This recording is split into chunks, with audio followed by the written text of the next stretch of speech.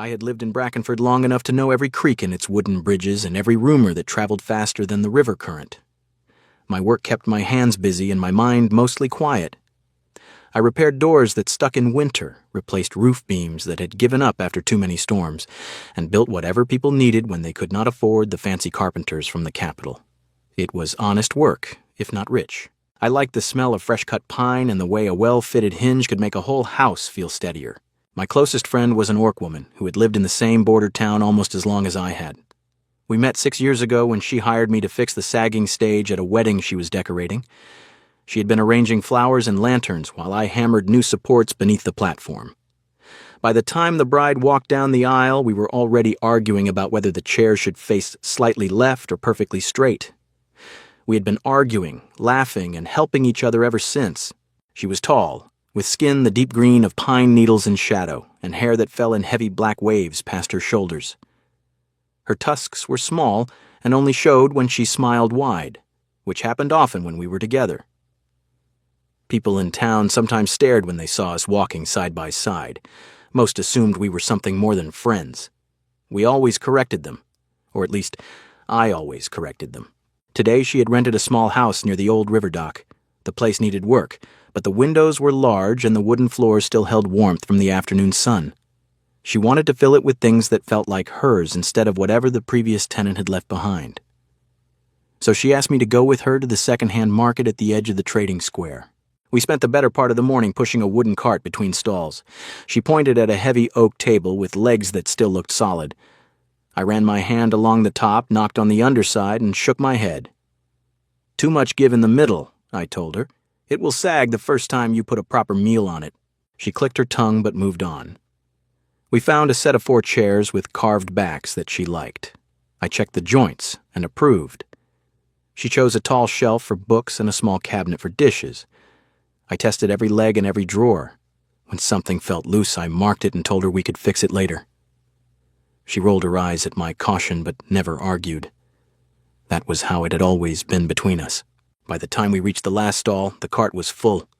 The old woman behind the counter watched us with the kind of smile people wear when they think they already know the ending of a story.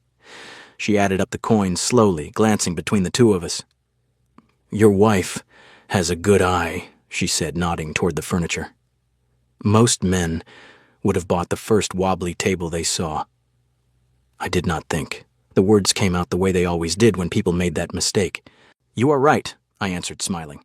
"My wife, Orwe, always wins when it comes to choosing tables and chairs."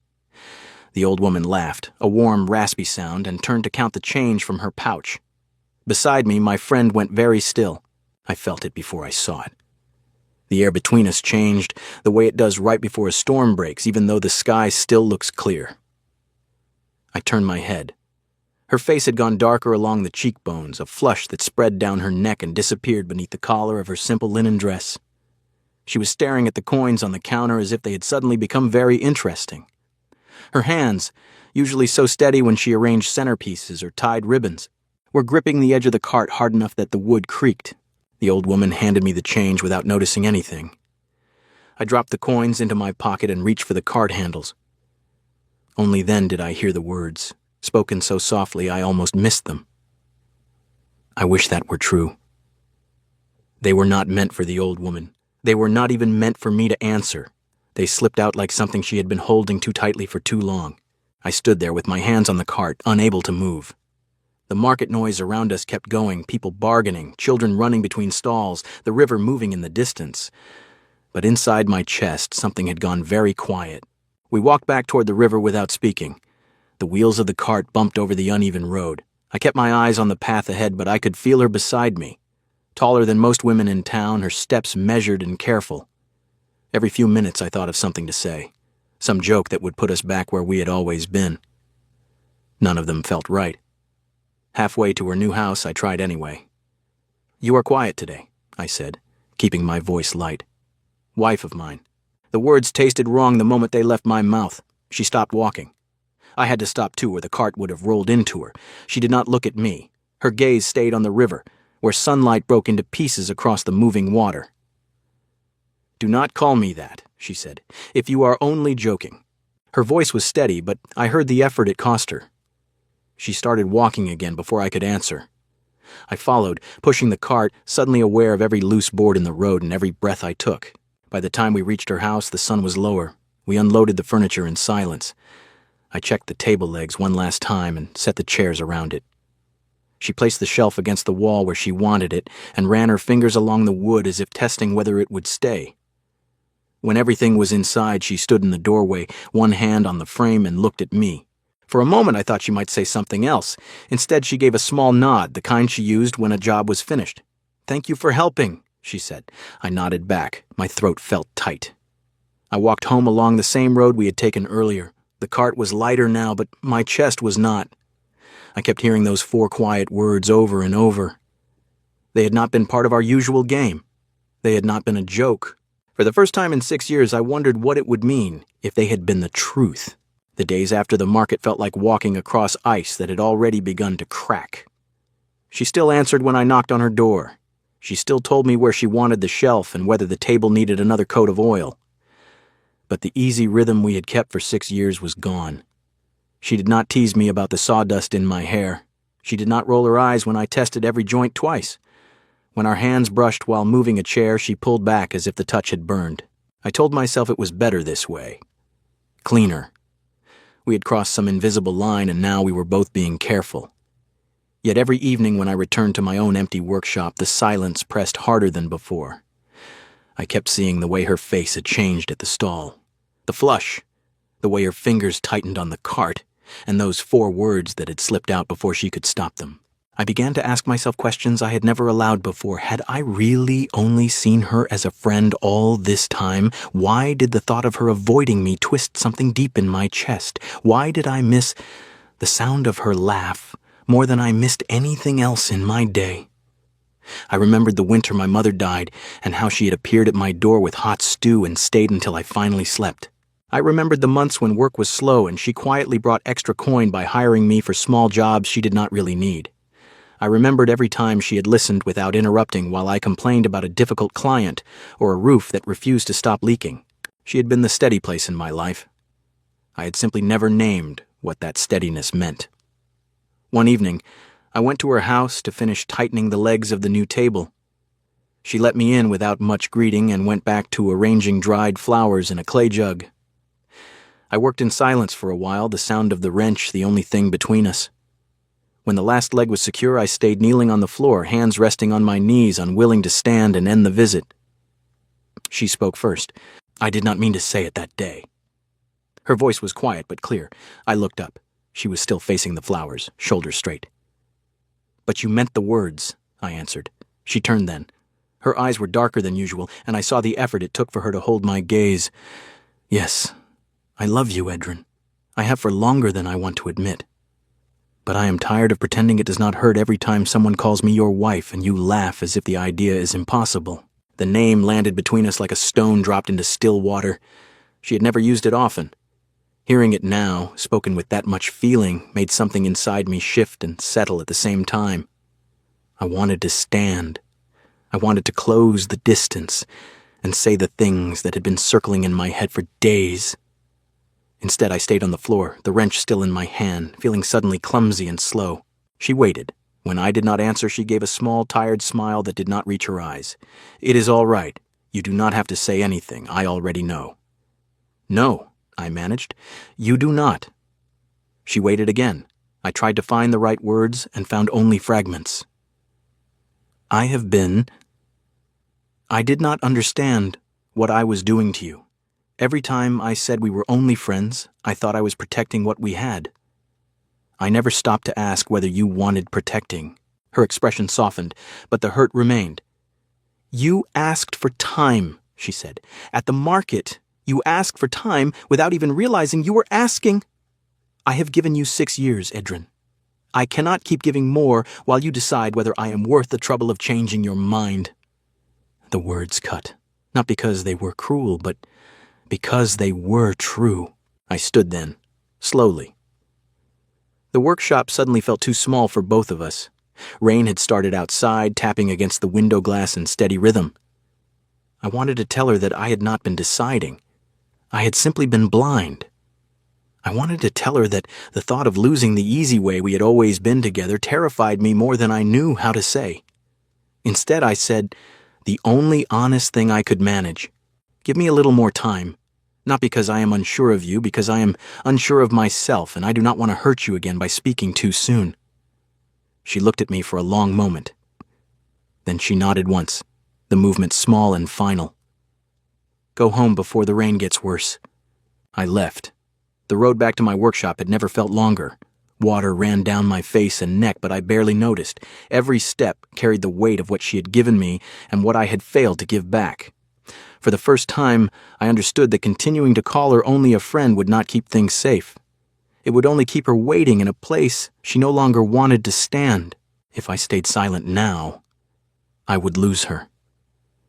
Not in some dramatic way, but quietly, the way a river slowly changes its course until one day the old bank is gone. I could not let that happen. Not without at least trying to find the courage she had already shown. The weeks that followed felt stretched thin, like old rope about to snap. She did not avoid me completely. When I offered to help with small repairs around her house, she accepted, but the conversation stayed careful and short. I kept waiting for the right moment to say more, and every day that passed made the waiting heavier. Then she was offered work at Hymir. The spring festival at the castle needed someone who could turn a drafty great hall into something warm and beautiful. Morella had done similar jobs before, but this one was larger, with more coin and more eyes watching. She took it without hesitation. I told myself it was good for her. She deserved work that matched her skill. I did not expect Lord Lucan Greyford. He was younger than I had imagined, tall and clean in the way people are when they have never needed to swing a hammer or climb onto a roof. He moved through the preparations with easy authority, stopping often to speak with the woman directing the decorations. I heard the servants talking. They said he complimented her eye for color, and the way she could make even the oldest tapestries look new again. They said he had begun sending small gifts, silver hair combs, a length of fine cloth the color of early spring leaves. I heard all of it while pretending to repair a sticking door in the outer corridor. One afternoon, I stood in the courtyard with my toolbox at my feet, watching through the open doors as he offered her a small bouquet of white flowers. She accepted it with both hands and a polite smile. The smile did not reach her eyes the way it once reached them when she looked at me. Still, she accepted it. I had no right to feel the sharp twist in my chest, yet I felt it anyway. That evening she found me in the garden behind the castle. I was supposed to be checking the hinges on the side gate. Instead, I was standing with my back to the wall, staring at nothing. She stopped a few paces away. If I accepted his interest, she said quietly, would you mind? The question landed like cold water. I turned. She was still holding the flowers, though they hung lower now as if she had forgotten they were in her hands. I opened my mouth, closed it. The words I wanted were simple. Do not. Choose me. I am a fool, but I am trying. They stayed where they always stayed, caught behind my teeth. I managed something smaller. Does he treat you well? Her mouth curved, but it was not a real smile. You are still doing it, she said, still pushing me towards someone else because it is easier than saying what you actually want. She waited one more moment, then turned and walked back toward the hall. The white flowers stayed with her until she disappeared inside. I stayed in the garden until the light faded. When I finally returned to my workshop, the air smelled of sawdust and rain. I sat on the bench and looked at the half-finished shelf I had been building for her weeks ago. The wood still carried the faint scent of pine. I remembered the day we bought it, the way she had run her fingers along the grain and said it felt honest. I remembered her face at the market stall when the old woman called her my wife. I remembered the night she told me she loved me and how I had asked for more time instead of giving her anything in return. If she chose Lucan Greyford or anyone else, I would carry the regret for the rest of my life. Not because he was better, because I had been too much of a coward to meet her honesty with my own. The thought sat in my chest like a stone that would not move. I did not sleep that night. I sat at the workbench and turned the same questions over until they wore smooth. By the time the sky began to lighten, I knew what I had to do. Not because I suddenly felt brave, because the alternative had become impossible to live with. In the morning, I washed my face and put on the cleanest shirt I owned. I left the toolbox behind. For the first time in years, I walked to her house with nothing in my hands except the words I had been afraid to speak. She opened the door before I could knock a second time. Her eyes widened when she saw me standing there empty-handed. For a moment, neither of us spoke. Then she stepped aside and let me in. "You came to fix something?" she asked, though she already knew the answer. "No," I said. "I came because of you." She closed the door and stayed near it, one hand still resting on the wood as if she might need to leave quickly. I stayed in the middle of the room, suddenly aware of how small the space felt and how loudly my heart was beating. "I have been using the word friend to hide behind," I began. The words came out rough, but I did not stop. I told myself that was safer for both of us. I told myself I was protecting what we already had. The truth is, I was protecting myself. I grew used to having you near me. I grew used to the way you laugh at my bad jokes and the way you always notice when I have not eaten. I grew used to you being the best part of almost every day. And I was terrified that if I named what that meant, I would lose it. She did not move. Her fingers tightened slightly on the doorframe. "When you said you wished it were true that day at the market," I continued, "something inside me shifted. I have not slept properly since. Not because I was surprised, because I finally understood that I had been making you carry something alone for a very long time." I took one step closer. She did not step back. "I love you, Morella. Not because Lord Greyford started paying attention, not because I suddenly felt jealous. I love you because I have loved you for longer than I let myself admit. I was simply too much of a coward to call it by its right name." Her eyes filled. She blinked hard, but one tear still escaped and slid down her cheek. She wiped it away quickly, almost angrily. "You made me wait too long," she said, voice low. I know. If he had never spoken to me, would you have said any of this? The question hurt because it was fair. I met her gaze and answered as honestly as I could. Perhaps not. Or perhaps I would have kept finding reasons to wait. I am ashamed of that. But I am here now because I cannot bear the thought of you believing I do not feel the same. She looked at me for a long time. The tears kept coming, slow and quiet. She did not come to me. She stayed where she was, arms wrapped around herself as if she needed the protection. "I am still angry," she said at last, "and I am still afraid you will change your mind in the moment things become difficult." "I might be afraid too," I answered, "but I do not want to run from it anymore." She let out a shaky breath. Some of the tension in her shoulders eased. "Then do not ask me to jump from being your friend to being your wife in one breath," she said. "If you truly mean what you say, then court me properly. Let me see that this is not only fear of losing me to someone else. I want that," I said. "A real beginning, not because we are afraid of what we might lose, but because we want what we could have." She studied my face as if searching for any sign of hesitation. When she found none, she gave the smallest nod. "All right," she whispered. 2 days later, we went to the spring fair together. It was the first time we walked through the market without any excuse of work or errands. I bought her honey cakes, and she bought me a small wooden carving of a tree. We watched a blacksmith demonstrate and listened to musicians playing near the river. When the crowd grew thick, I reached for her hand without thinking. She did not pull away. Her fingers laced with mine, warm and steady. Near the cloth stalls, an older woman selling dyed linen smiled at us. "Your wife has excellent taste in colors," she said, holding up a length of deep green fabric. I felt Morella's hand tense slightly in mine. I looked at her, then back at the woman. "She is not my wife," I said clearly. "Not yet, but if one day she agrees to be, I will be the luckiest man in Brackenford." The woman laughed and wished us well. Morella's cheeks had darkened, but when I glanced at her, she was smiling. Not the careful smile she had worn at the castle. A real one, small and shy and full of something that made my chest feel too tight to breathe. That evening, I walked her home. We stopped at her door. The air was cool and smelled of river water and wood smoke. She looked up at me, still holding my hand. "I am still afraid," she said softly. "So am I," I answered. She rose onto her toes and pressed a gentle kiss to my cheek. It was barely more than a brush of warmth, but it settled something inside me that had been restless for weeks. "Then we go slowly," she said. "But we do not hide anymore." I nodded. "No more hiding." She squeezed my hand once before letting go and stepping inside.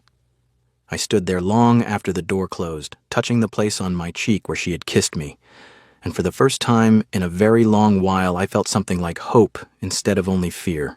A year passed, and the world did not turn upside down the way I had once feared. We did not become different people overnight. She still teased me when I left sawdust on her floor. I still complained when she chose furniture that was too colorful for my taste, but the teasing now carried warmth instead of distance, and the complaints usually ended with her laughing and pulling me closer. I went to her house without needing a reason. She came to my workshop with bread still warm from the oven and made me stop working long enough to eat. When people in town saw us together, they no longer asked if we were only friends. Most simply smiled and moved on. The ones who still assumed we were already married no longer made me rush to correct them. Lord Lucan Grayford learned of our changed relationship through the same servants who had once carried stories the other way.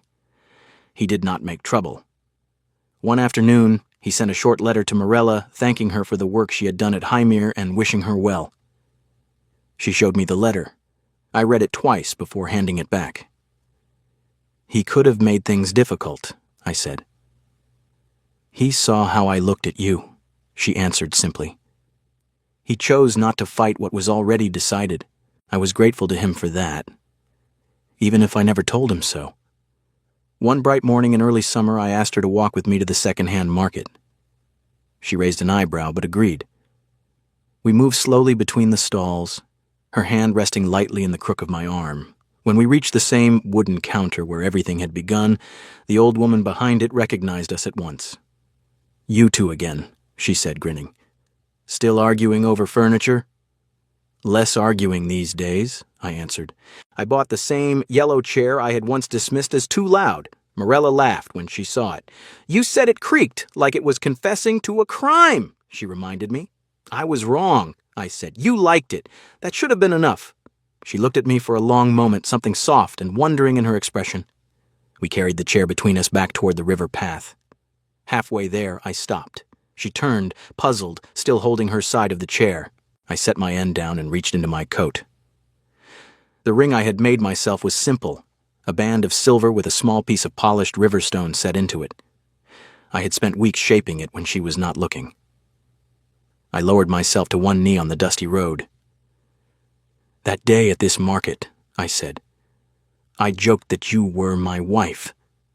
You turned red and whispered that you wished it were true. I have thought about those words every single day since. I am not joking anymore." I held the ring up between us. "Morella Thornash, will you let me spend the rest of my life proving that I mean it? Will you marry me?" Her eyes filled. She pressed her free hand to her mouth for a moment, then lowered it. When she spoke, her voice was thick but steady. "Yes," she said, "but I will still win every argument about tables and chairs." "I know," I answered. "I have already accepted that as part of the vow." She laughed through the tears and pulled me to my feet. The old woman at the stall was openly crying by the time we turned back toward town, still holding the ridiculous yellow chair between us. Later, when people called her my wife, I no longer corrected them. I simply reached for her hand, felt her fingers close around mine, and let the words stand. They were no longer a careless joke. They were the truth we had both chosen, slowly and honestly, after too many years of almost missing it. Everything between us had started with one thoughtless sentence and 4 quiet words spoken in reply. I had nearly lost her because I was too afraid to name what I felt. She had been brave enough to name it first. In the end, that courage saved us both. Now when I look at her across a room or across a table we chose together, I no longer wonder what might have been. I only feel grateful that I finally found the words in time.